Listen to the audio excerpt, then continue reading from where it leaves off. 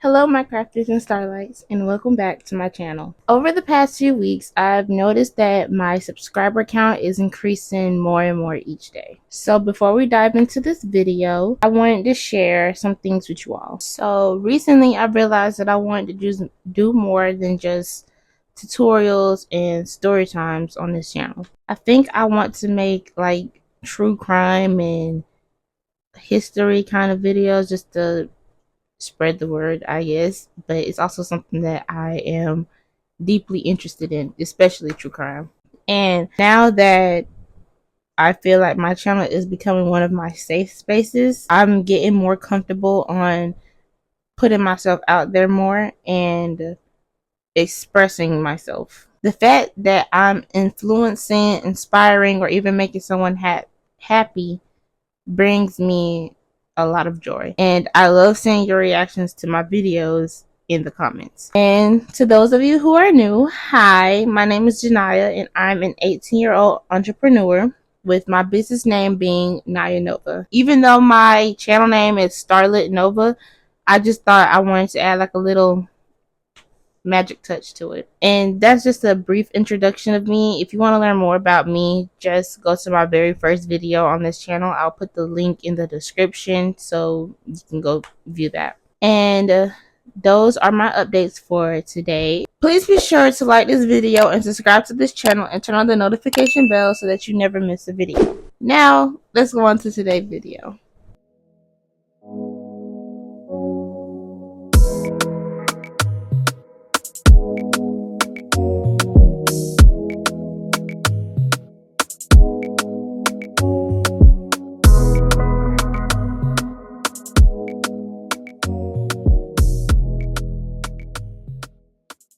In today's video, I will be talking about a story time about myself. And while I'm doing so, I'm going to be making some super cute headbands like this one I have on my head. I did this last night. It's so cute. And I'm trying to do something that's like this small and quick because I know I tend to drift off sometimes when I'm making videos and I'm crocheting, and I don't want to get off track. So now, before I start actually talking about the story time, I want to quickly say that I am not a super religious person, and I don't claim any specific Christian label or anything like that. I just believe in God. I go to church and I read my Bible and I reflect on His Word, and I know He speaks to me in different ways, which is His own way. And I also wanted to note out that if you don't believe in God, or if you believe in something different, that is completely fine. I respect it completely. You are welcome here regardless of religion or belief. I'm just sharing my personal experience that I feel is right to share with all 36 of you all, and I hope it resonates with you in some way, shape, or form. So now let's get on with the story.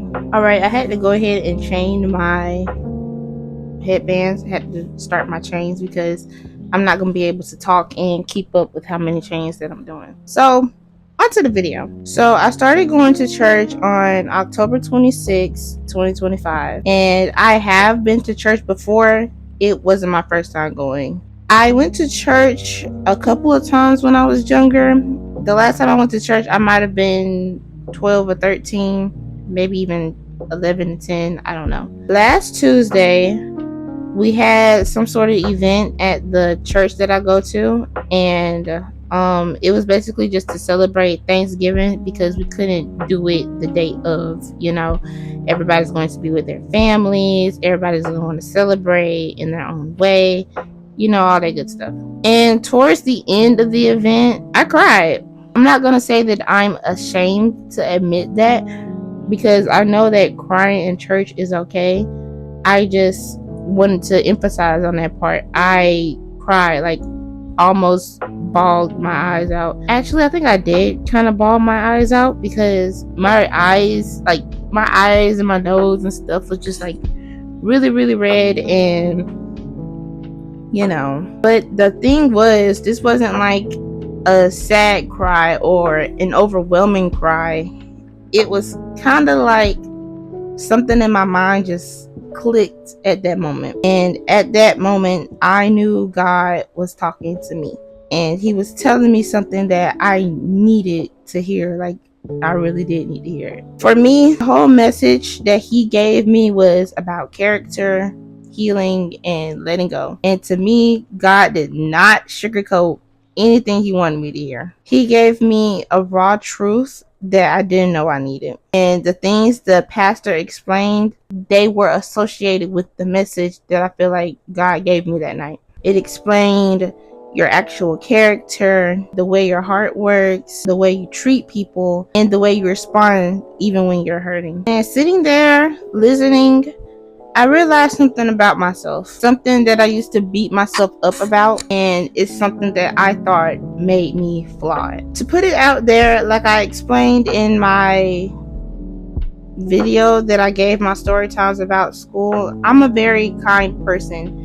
I'm also very forgiving, and I'm the kind of person that still loves and still cares even when I know somebody doesn't deserve a second chance. I'm not the type to hold grudges. I'm not the type of person to say I hate you, because I honestly don't even feel like I have the ability to do that. It's just not in me. And for so long, I thought that part of myself made me naive or too sensitive or too emotional. Like something was wrong with me for being too caring. But that night, God really reminded me that this is who he made me to be, and I should embrace it.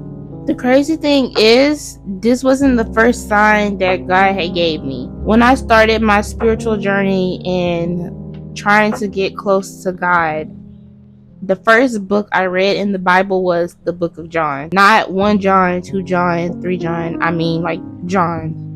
I guess they would call it the Gospel of John.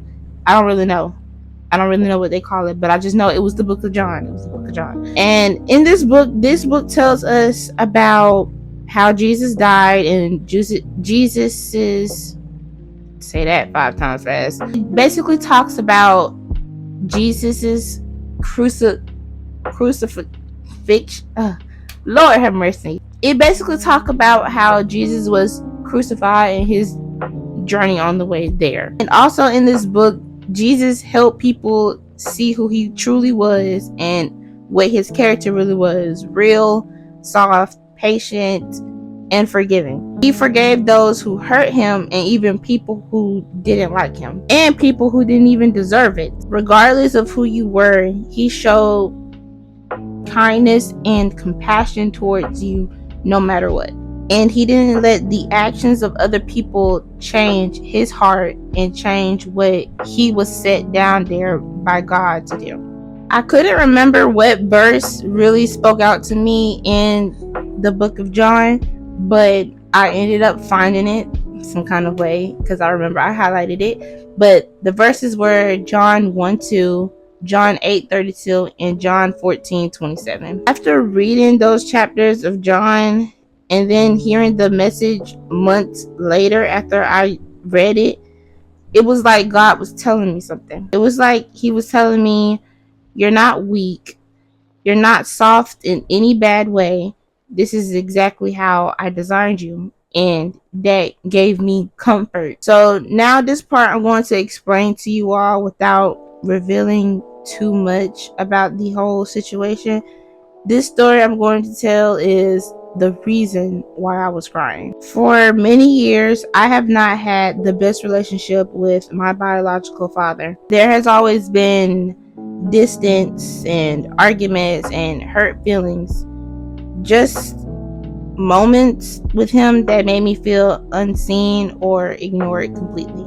But even with years of what felt like emotional invalidation from him, I never brought myself to ever hate him. Not once. I didn't hate him or his family or anyone connected to him. And people close to me who know the situation always tells me that I have every right to be angry. And I was angry. I was angry at him, and I was angry at the things that he did. But the anger never lived in me. Like, I was angry about the situation when it happened, but majority of the time it always just made me sad, and sometimes I would just sit in that sadness sometimes. But what I mean by I never let it live in me was that I never held a grudge against him because I always thought that maybe he'll do better next time, or maybe he'll change for me, because I just felt like he could do better. But now I understand why I didn't really hold a grudge against him, despite how bad I felt about it and how upset I was about it at the time. And I understood, because that's not who I am and it's not my character. And recently I found out that his grandmother, which is my great grandmother, was sick, like really sick, really sick. And even with all the history between me, him, and his family, I didn't turn them away. Like, I wasn't the kind of person that was be like, I don't really care, because that's not in me. Apologies for my voice, y'all. I've been losing my voice recently, and I don't know why. But I didn't feel any hate or bitterness. I just felt empathy for them. I prayed for them, and I prayed for peace. And when I saw her over the phone, it kind of just made me a little bit emotional. So yes, I cried a bit after seeing her, regardless of not being close to her. Because let's just be honest, anyone who saw a family member in that state, whether you were close to them or whether you weren't, you could get a little emotional if you're as empathetic as I am. Like, people grieve in different ways and people take things different ways. So I'm not gonna say that if you don't react like I did, you're heartless, because that would be wrong of me. But like I said, I am very sensitive and I'm very emotional, and basically I'm an empath. So I felt for them. If I was in that situation, I would be hurting too. Like, that's just who I am. I was told that her homegoing service was this Saturday, and I plan to attend, regardless of the awkwardness that I may feel, because I feel that going to the service is the right thing to do. So I made all of this into a YouTube video to say this: character is who you are when life tries to make you the opposite. I could have been angry. I could have held on to bitterness. I could have let that hurt weigh me down and change me, but I didn't. Because now I see that everything I went through was a blessing instead of something that had to be trauma.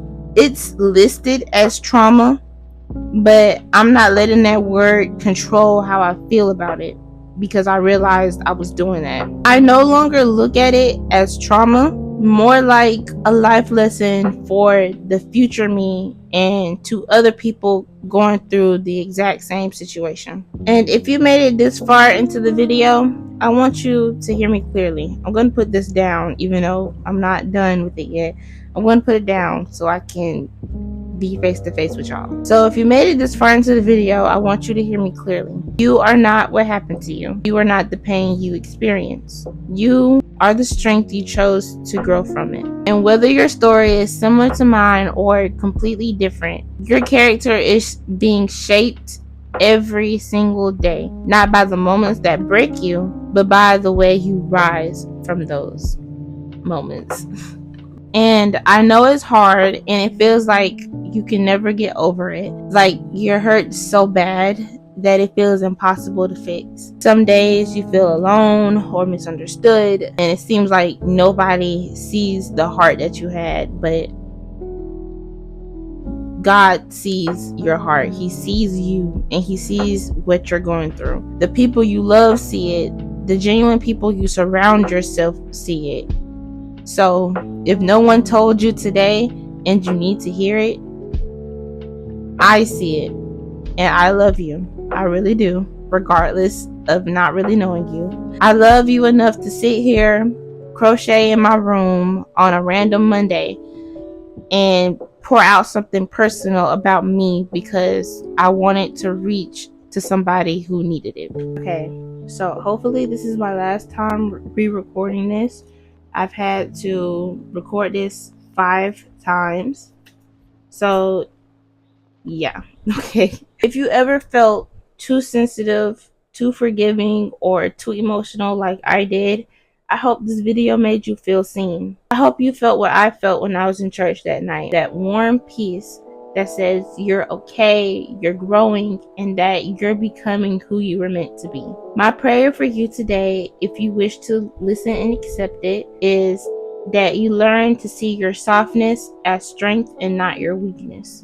I hope that you permit yourself to heal like I once had to do, even though it was hard. And my wish is that whatever you're carrying becomes lighter after hearing this. Thank you guys so much for being here, and thank you for listening to my heart. I hope you can walk away from this video knowing that you're loved, you're valued, and you're not alone. Now, I had to record this entire section 5 different times, and I just want to make sure this gets done. So when I turned 17, my mom did a pop-out board basically for the 17 days that were left counting down to my birthday.